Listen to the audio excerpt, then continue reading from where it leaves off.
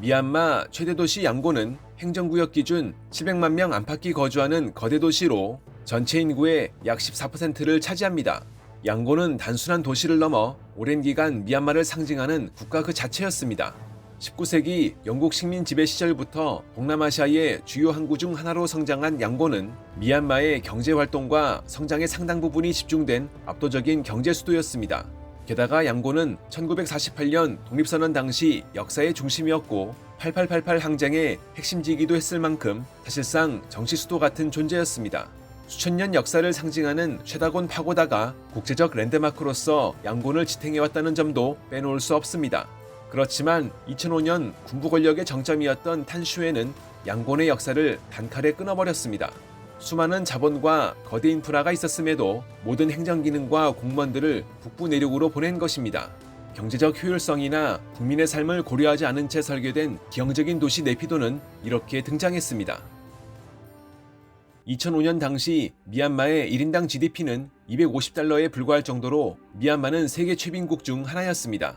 다수의 국민들이 하루 1달러도 안 되는 돈으로 연명하고 있었지만 탄슈에가 이끄는 군부는 이를 외면한 채 북쪽으로 약 320km 떨어진 내륙 지역에 수도 이전을 추진했습니다.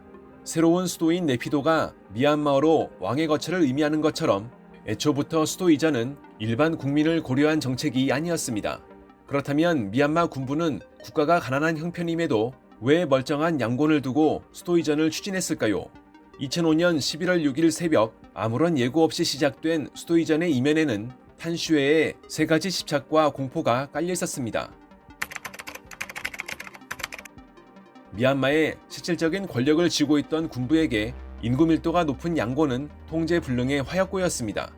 1988년 수십만 명의 시민이 양곤의 좁은 골목을 가득 메우고 권력 타도를 외쳤던 기억은 군부에게 지워지지 않는 트라우마였습니다. 외부의 적에 대한 두려움도 마찬가지였습니다. 당시만 해도 미얀마 군부는 미국이 이라크를 침공했던 것처럼 해안에 인접한 양곤에 언제든 침공을 감행할지 모른다는 불안에 시달렸습니다.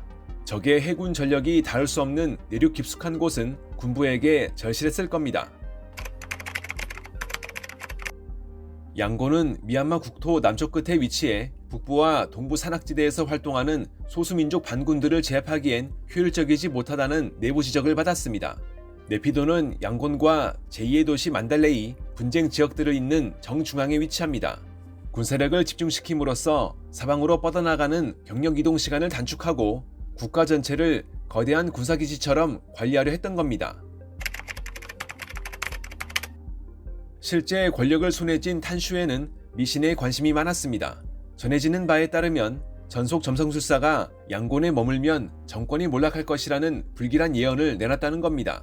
또한 탄슈에는 고대 왕조가 새 시대를 열 때마다 수도를 옮겼던 전통을 모방하길 원했습니다. 이처럼 미얀마의 수도 이전은 집착과 공포에 의해 이루어졌고 그 결과 기형적인 네피도가 탄생했습니다. 수도 이전에 투입된 정확한 비용은 미얀마 군부의 기밀 유지로 인해 공식 발표된 적이 없지만 전문가들은 총체적 비용을 대략 40억 달러 안팎으로 추산하고 있습니다. 미얀마의 경제 규모를 감안한다면 국가 예산의 상당 부분이 투입된 대규모 프로젝트였습니다. 그렇다면 수도 이전에 필요한 막대한 자금은 어디서 나왔을까요? 휴먼 라이츠 워치에 따르면 2000년대 초반 태국과 중국으로 수출하기 시작한 미얀마의 천연가스 수익이 군부 통제하에 투명한 감시 없이 운용됐다는 비판이 제기돼 왔습니다. 그 결과 의회나 국민의 감시를 피하며 이루어진 군부의 자원 수익은 수도 이전의 바탕이 됐습니다. 이게 전부가 아닙니다. 막대한 수도 이전 비용의 상당 부분은 현금 지출이 아닌 방식으로 이뤄졌을 거라 추정됩니다. 건설 과정에서 수천 명의 농민들이 보상 없이 땅을 뺏겼고 군인들과 저임금 노동자들이 가혹한 환경에서 동원됐습니다. 인건비와 토지보상비를 후려치며 비용을 억지로 맞춘 셈입니다. 이렇게 추진된 네피도 건설은 대규모 부패 의혹이 제기된 사업으로 평가됩니다. 공식적인 회계 기록이 거의 없는 비밀 프로젝트였던 만큼 군부 핵심 인사들과 그들의 조력자들이 막대한 뒷돈을 챙겼다는 지적이 많습니다. 먼저 군부는 자신들에게 충성하는 특정 재벌 기업들에게 건설 하청을 몰아줬습니다.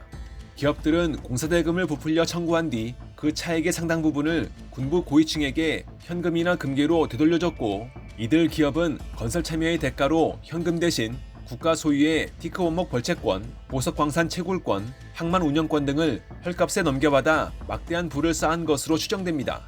수도 이전은 발표 직전까지 극비 사항이었습니다. 하지만 고위 장성들과 그 가족들은 이전 계획을 미리 알고 있었고, 이들은 네피도 부지 주변의 땅을 미리 저가에 사들였습니다.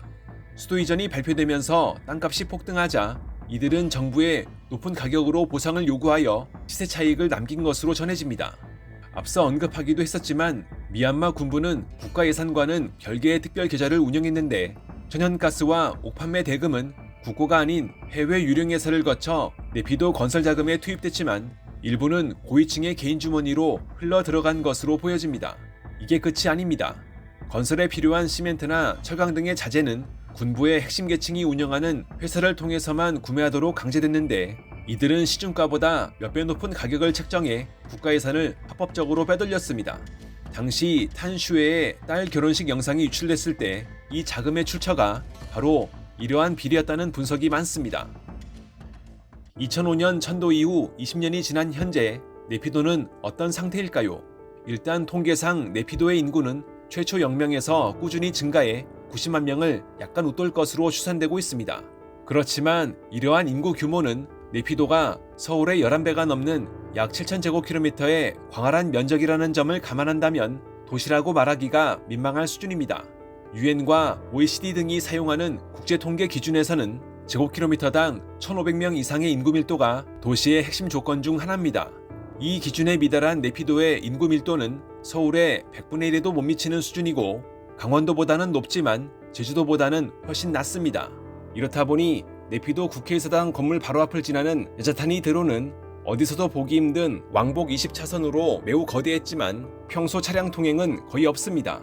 이러한 장면 때문에 네피도의 왕복 20차선은 세계적인 주목을 받았고 졸지에 네피도의 랜드마크가 됐습니다. 다만 일각에선 이 도로가 비상시 항공기 이착륙을 위한 활주로로 사용하기 위해 넓게 만들어졌다고 추정합니다. 그럼에도 놀라운 건 이 도로 외에도 정보청사 밀집 지역이나 공항에서 시내로 연결되는 주요 간선 도로들이 기본적으로 12차선, 14차선, 16차선 등 매우 넓은 폭을 유지하고 있다는 사실입니다. 도시 계획 단계부터 자동차 중심의 거대 도시로 설계됐었지만 아직 실현되지 못했다는 점을 짐작할 수 있습니다. 문제는 비교적 근래에 탄생한 도시임에도 2025년 3월에 발생한 대지진으로 이 계획 도시의 취약함이 만천하에 드러났다는 것입니다. 영국 BBC 보도에 따르면 정부 건물의 약 70%가 피해를 입은 것으로 전해졌을 만큼 네피도의 인프라는 자연재해 앞에 불안정했습니다. 지진으로 인해 외교부를 비롯한 여러 기관이 임시로 다시 양곤에 복귀하는 상황이 벌어지며 네피도의 가치는 크게 흔들렸습니다. 더구나 지진을 떠나 2026년 현재 네피도는 더 이상 평온한 수도가 아닙니다. 2024년 4월 반군의 드론 공격이 수도 인근까지 확산되며 안전지대라는 인식이 무너졌기 때문입니다. 군정은 여전히 도시를 철저히 통제하고 있지만 군부가 구상했던 평화의 도시는 이제 불안한 긴장이 흐르는 거대한 요새로 변해가고 있습니다. 네피도의 미래는 불확실합니다. 군부가 네피도를 포기하지 않는 한 양곤으로의 공식 환도는 어려워 보입니다. 하지만 인위적으로 늘린 인구는 경제적 자생력이 없으며 네피도는 세금만 축내는 거대한 유령 요새로 남게 될 가능성이 높습니다. 국민의 고열로 지은 20차선 도로는 어쩌면 통치자가 마지막으로 탈출하기 위한 활주로가 아닐까요?